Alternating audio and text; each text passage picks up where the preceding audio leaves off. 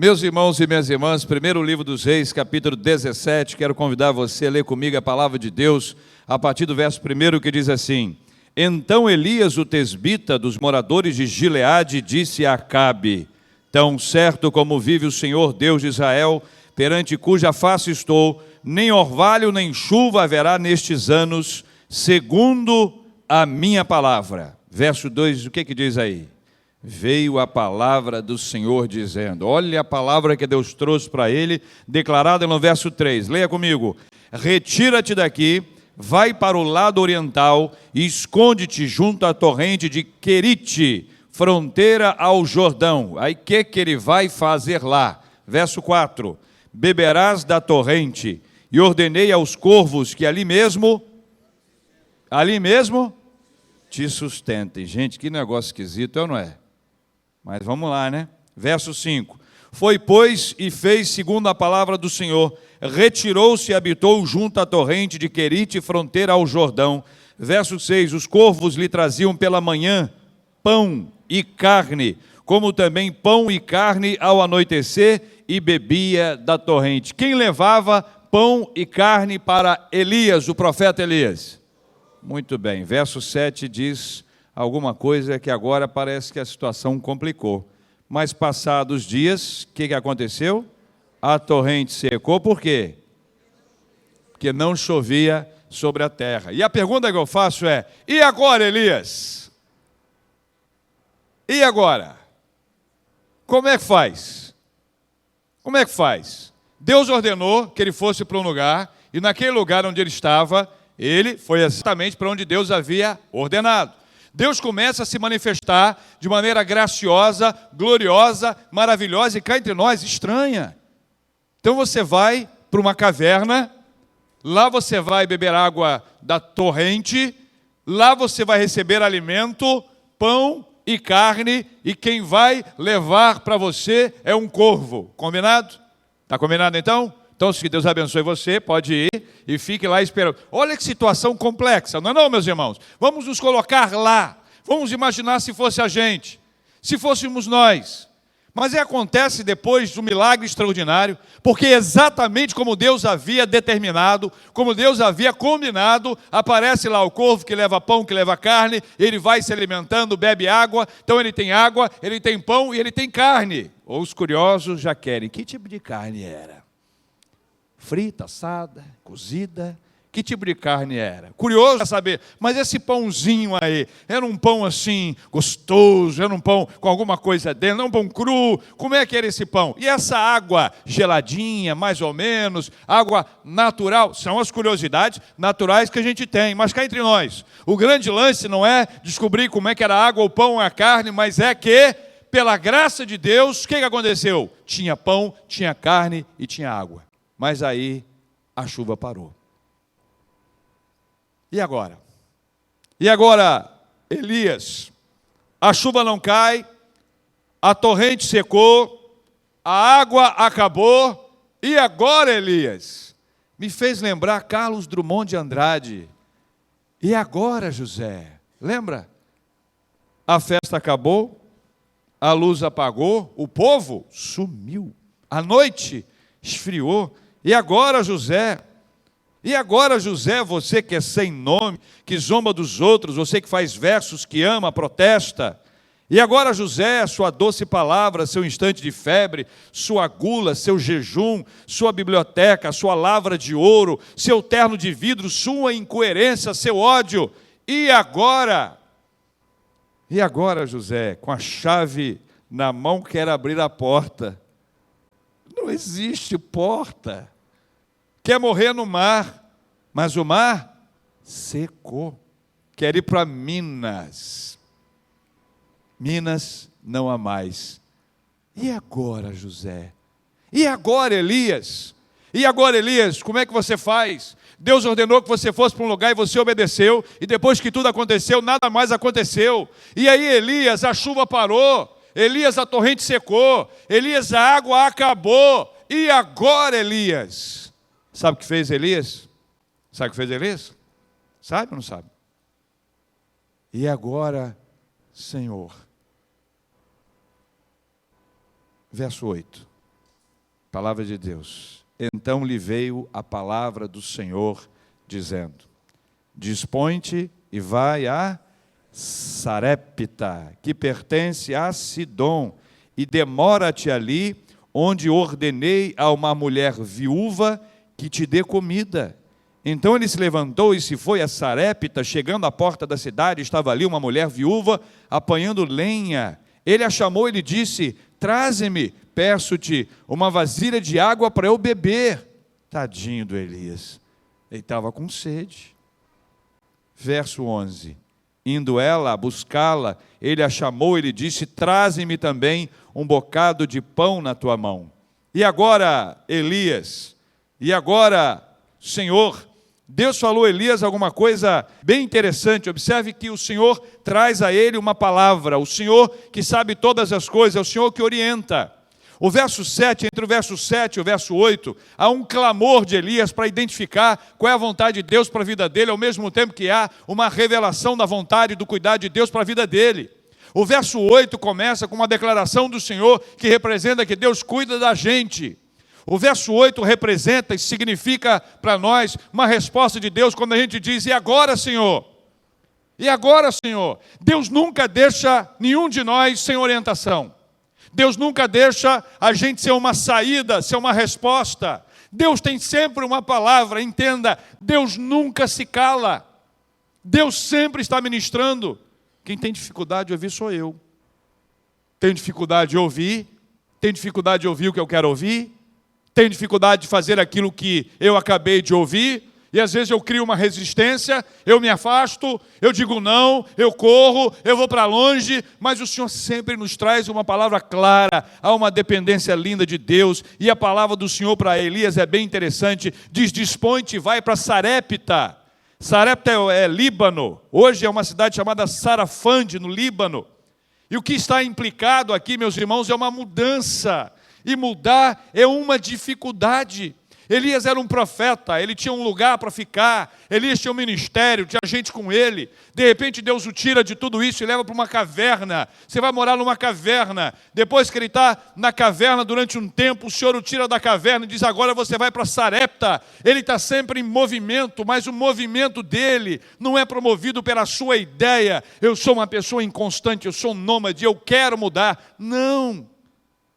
Toda mudança dele é promovida e é provocada pelo Senhor. É o Senhor quem produz a mudança dele. Cá entre nós tem uma coisa complicada para a gente mudar. Às vezes Deus quer nos mudar. Deus quer mudar algo na nossa vida. E a gente resiste sem saber que essa mudança vai ser uma bênção para nós. Uma bênção para a nossa vida. Por falta de fé, falta de visão, falta de perspectiva, nós não enxergamos que aquela mudança vai ser benéfica.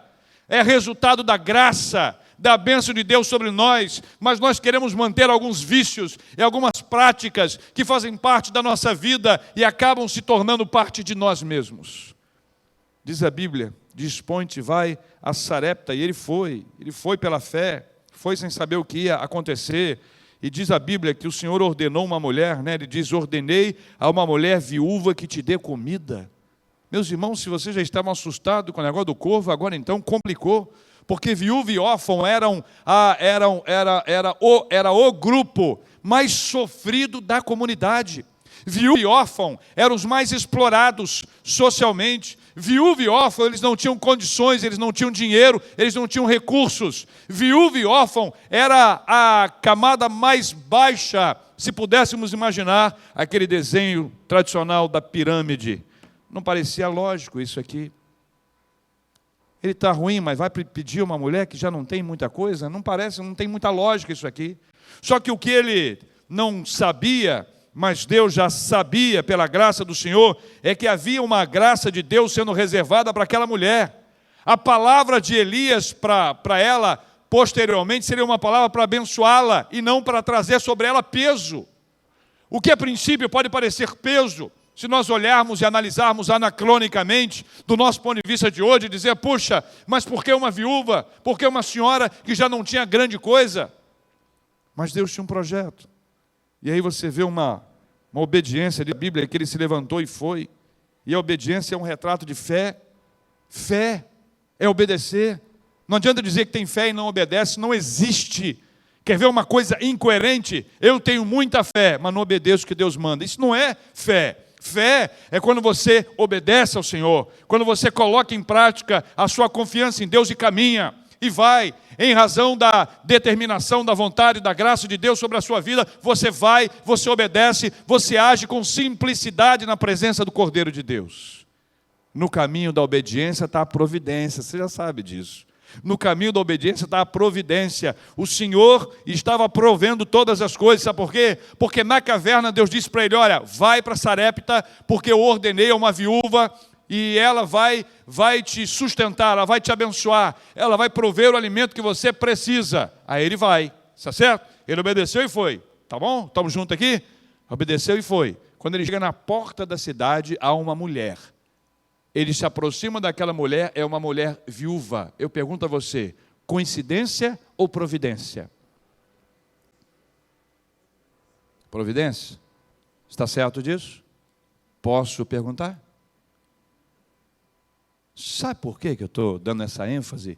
Porque tem coisa que acontece na nossa vida que a gente acha que é coincidência. Mas é providência.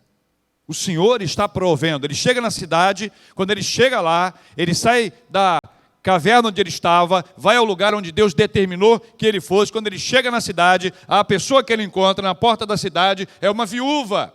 Ou seja, Deus havia preparado tudo e ele não sabia do que estava adiante dos seus olhos. Deus estava contando passo a passo, como na maioria dos casos é.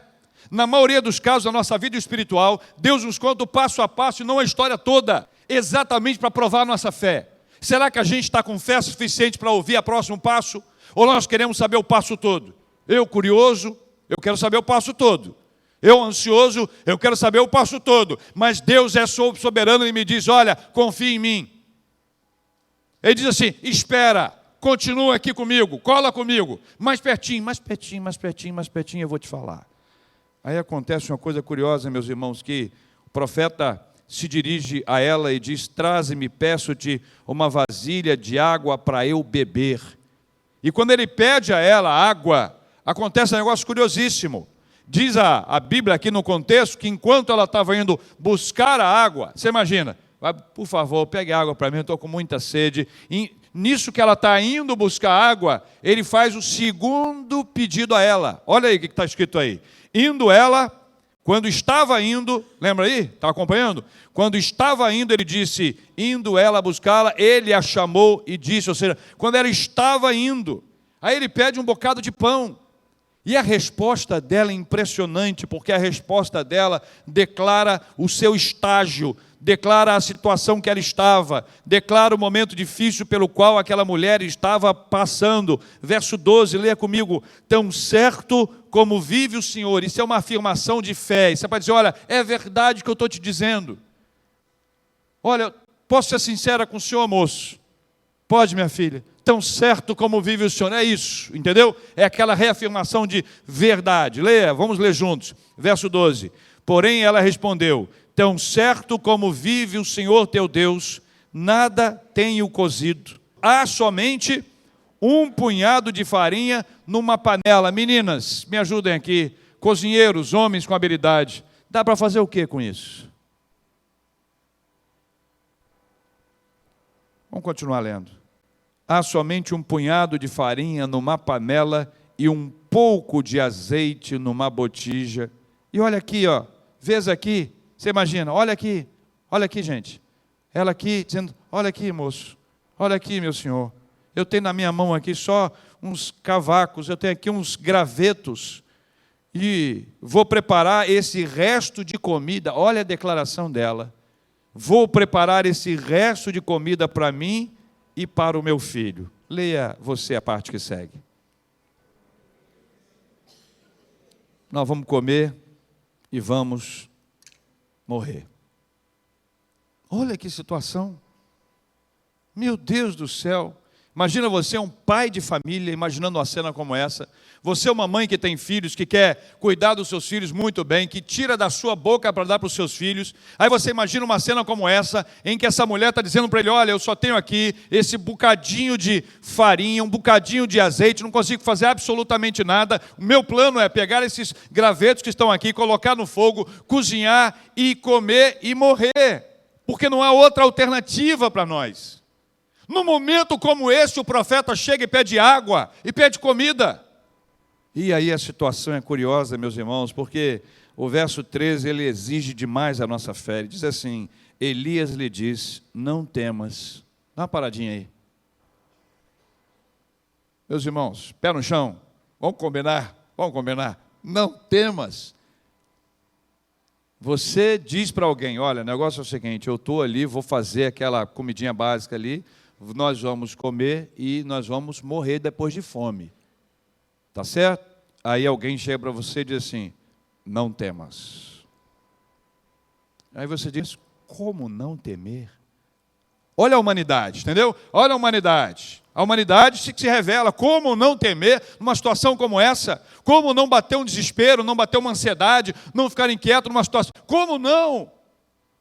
Engraçado, é a mesma frase que Jesus disse para Jairo, quando Jairo acabou de receber a notícia da morte da sua filha. Jesus disse para ele, não temas. Jesus acrescentou, crê somente. Mas o não temas está ali. Quando Jesus encontrou com a viúva de Naim, estava indo enterrar seu único filho, Jesus disse para ela, não chores. Em todas elas há um não. Ou seja, a situação que você está não é a correta, não é a adequada. Mas como não temas? Deus sabe todas as coisas, a gente não. Deus está vendo a história toda e a gente não. Nós estamos lendo versículo por versículo, parte por parte, para a gente entender como é difícil, como é complicado viver o passo a passo. Mas o Senhor que sabe todas as coisas já sabe que no verso que segue, diz assim, verso 13, não temas. Vê se ajuda, vê os irmãos, me digam aí. Vê se facilita ou piora. Não temas, vai e faze o que disseste. O que ela disse antes? O que ela disse antes? Repita aí para mim.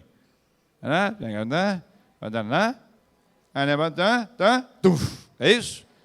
Muito bem. Então vamos ler juntos?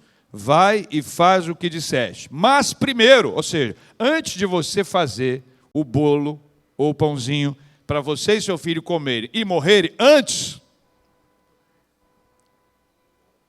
lê aí. Perfeito? Então vamos lá. Vai e faz o que disseste. Mas primeiro, faze dele para mim.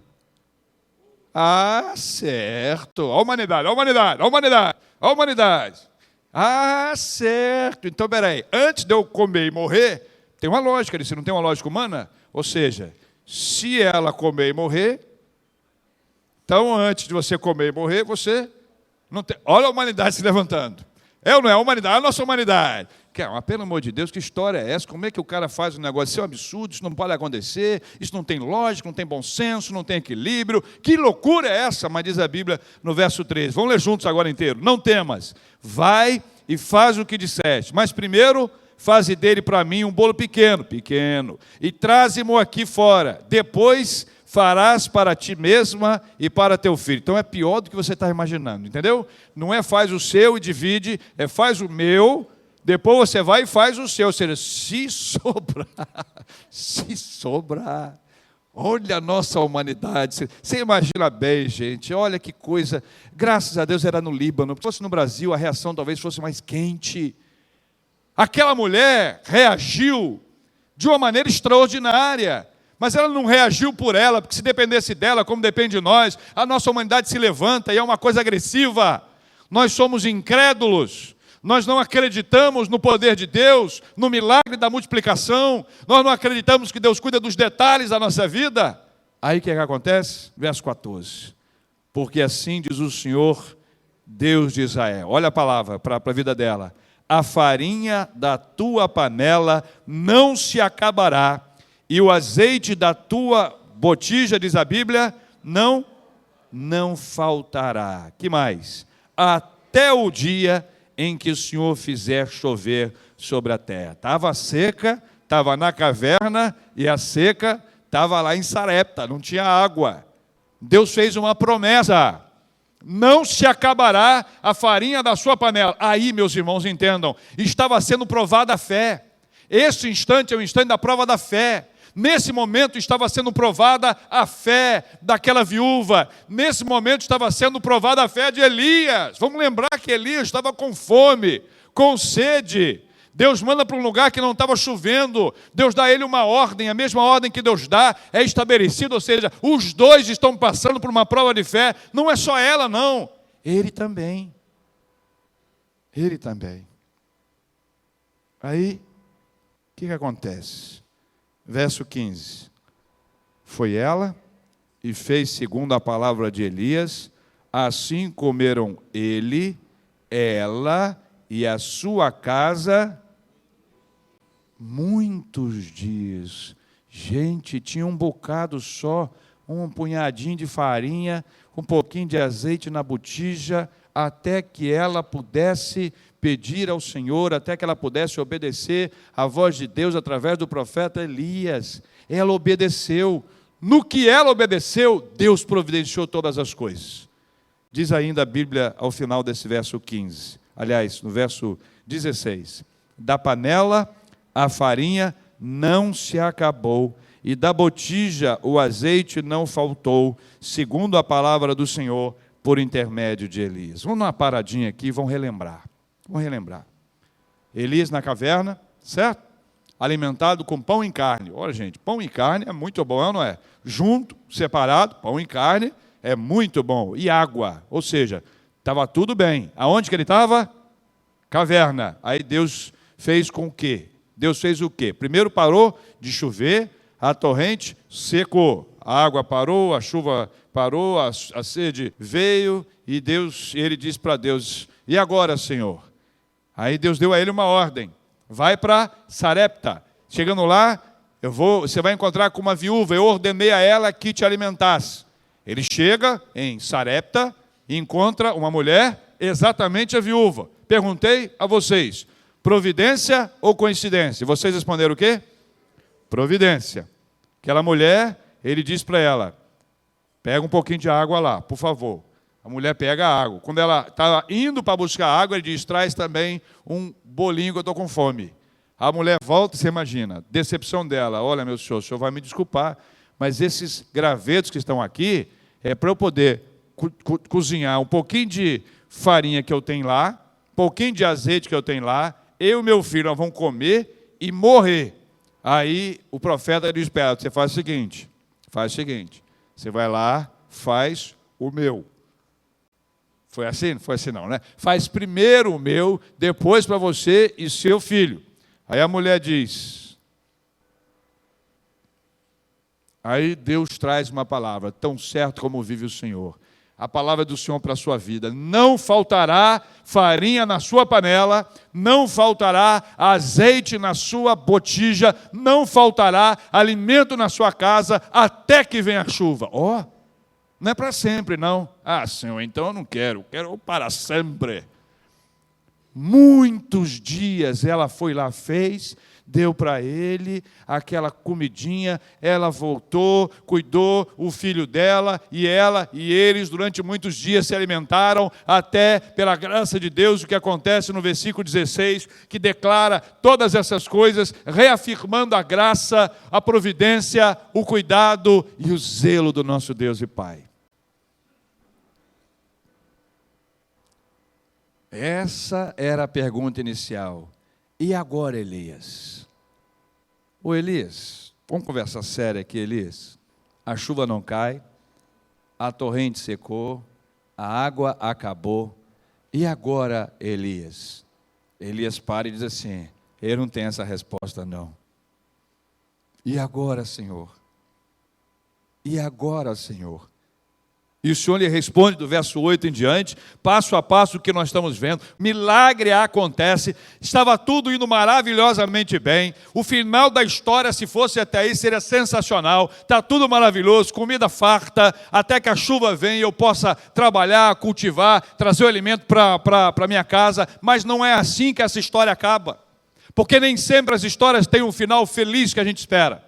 Nem sempre a gente quer viver aquilo que precisa ser vivido, um momento de adversidade e dificuldade na nossa história. Aquela viúva que já vivia sem alimentação, se preparando para a morte, vê a sua vida sendo agitada com a bênção do milagre de Deus dentro da sua casa, alimento, azeite, água, tudo que os outros não tinham, ela tinha em fartura. Aí, no verso 17, diz assim: depois disso, adoeceu o filho da mulher, a dona da casa, e a sua doença se agravou tanto que ele... Estava tudo então bem, gente. É assim que as coisas acontecem. Parece estar tudo bem. Parece estar tudo bem. Aí, duas perguntas voltam. A primeira delas, verso 18, ela diz para Elias assim: e agora, Elias? A pergunta volta, hein? E agora, Elias? Vejam bem o que diz o verso 18. Então disse ela a Elias: que fiz eu, ó homem de Deus? Viestes a mim para trazeres à memória a minha iniquidade e matares o meu filho? Sabe qual era o entendimento aqui? É que a presença do homem de Deus traz à tona as coisas erradas que eu fiz no passado ou no presente. A presença do homem de Deus traz à tona. Um outro entendimento é muito simples. Por ter feito as coisas erradas, eu recebo este castigo, que é a morte. Olha o entendimento. O entendimento de que uma doença é fruto de um castigo de Deus. Isso não é um entendimento correto do ponto de vista bíblico, especialmente quando se trata de cristianismo, mas ainda está em voga. Ainda está em voga. Aí depois dessa pergunta, e agora, Elias? Elias faz a mesma coisa. E agora, Senhor? Verso 19. Então lhe disse: dá-me o teu filho. Tomou dos braços dela e o levou para cima ao quarto, onde ele mesmo se hospedava, e deitou em sua cama. Verso 20, diz aí: então clamou ao Senhor. Clamou ao Senhor e disse: ó Senhor meu Deus, também até a esta viúva, com quem me hospedo, afligiste, matando-lhe o filho? Não parece uma pessoa cansada? Não parece uma pessoa sofrida? Não parece alguém que assumiu as dores do outro? Alguém que sente as dificuldades do outro? Elias é um homem como você e eu, depois Tiago mais adiante vai dizer isso, semelhante às mesmas, sujeito às mesmas paixões, uma pessoa com a sua humanidade aflorada. Ele clama ao Senhor: Senhor, o Senhor vai afligir agora esta mulher? Aí diz a Bíblia, verso 21, e estendendo-se 3 vezes sobre o menino, clamou ao Senhor e disse: ó Senhor meu Deus, rogo-te que faças a alma deste menino tornar a entrar nele. E agora, Elias? E agora, Senhor? E agora, Elias? E agora, Senhor? O Senhor atendeu a voz de Elias, e a alma do menino tornou a entrar nele e reviveu. Elias tomou o menino e o trouxe do quarto à casa e o deu à sua mãe e lhe disse: vê, teu filho vive. Então a mulher disse a Elias: nisto conheço agora. Agora. Foi antes, não. Agora que tu és homem de Deus e que a palavra do Senhor na tua boca é verdade. Meus irmãos e minhas irmãs, quero encerrar dizendo a vocês o seguinte: pelo menos dois lindos milagres aconteceram ali. Primeiro, pequena e pouca comida que tinha, colocando ali, Deus multiplicou o pão, a farinha, Deus multiplicou o azeite. Mas ela teve que colocar lá. Ela tomou o seu pedacinho de pão lá, o pedacinho de farinha, um pouquinho de azeite, e ela colocou na panela. Deus se encarregou do resto. De quem foi o trabalho maior? Dela ou de Deus? Hein? De Deus? Pode falar então fala. De Deus? Segundo, um outro milagre aconteceu. Aquele menino morreu. Elias se deitou sobre ele, era um gesto de transferir vida, era uma ideia de calor humano. Um gesto simbólico, não tem nada de doutrinário nisso aí, é um gesto simbólico. Ele clamou ao Senhor e o menino voltou a viver. De quem foi a parte mais difícil? De Elias ou de Deus? Nos dois casos, teve participação humana e divina. E agora, Elias. E agora, Senhor? Quero pedir a você que faça um exercício simples. Que você diga no seu nome. Quando eu disser, e agora, você diga o seu nome. Baixinho, não precisa ser alto não. E agora, e diga o seu nome. Vamos lá? E agora, o seu nome, seu próprio nome. Vamos lá. E agora, todas as vezes que você se perguntar, ou quando alguém te perguntar, e agora? Você diga, e agora, Senhor? E o que Ele te disser, cumpra. Que Deus te abençoe em nome de Jesus.